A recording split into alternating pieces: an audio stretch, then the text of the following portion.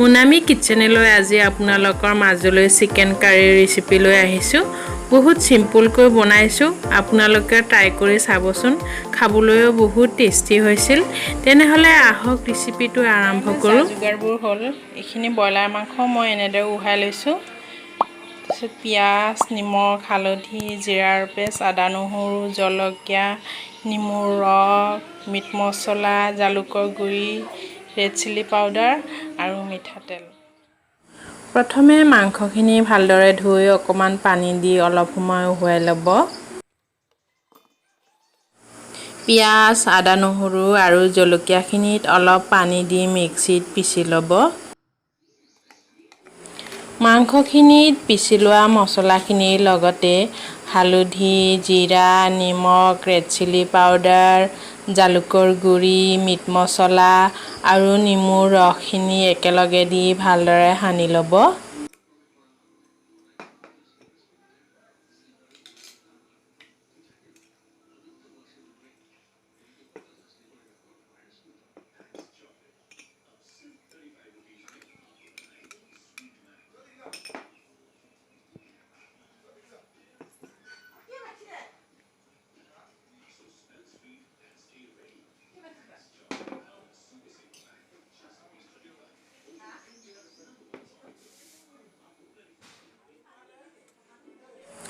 আৰু ইয়াত অকণমান মিঠাতেল দি ধুনীয়াকৈ সানি লৈ আধা ঘণ্টামানৰ কাৰণে ফ্ৰিজত থৈ দিব।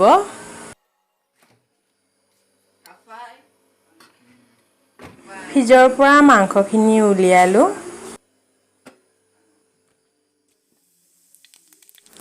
গৰম হৈ থকা তেলখিনিত অকণমান পাঁচফোৰণৰ লগতে শুকান জলকীয়া এটা দি পিঁয়াজ আৰু অকণমান হালধি দি অলপ ভাজি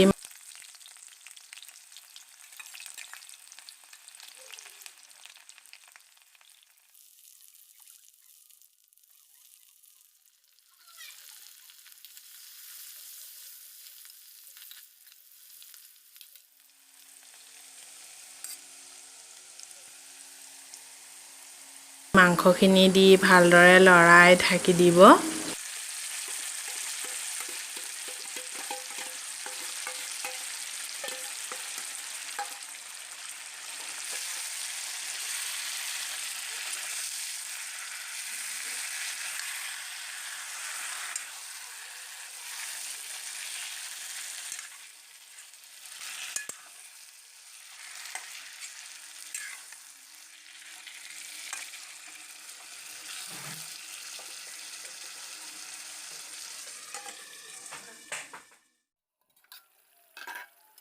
গেছৰ ফ্লেমটো মিডিয়াম টু ল' ফ্লেমত ৰাখি 2 বা 3 মিনিটৰ মূৰে মূৰে মাংসখিনি লৰাই থাকিব।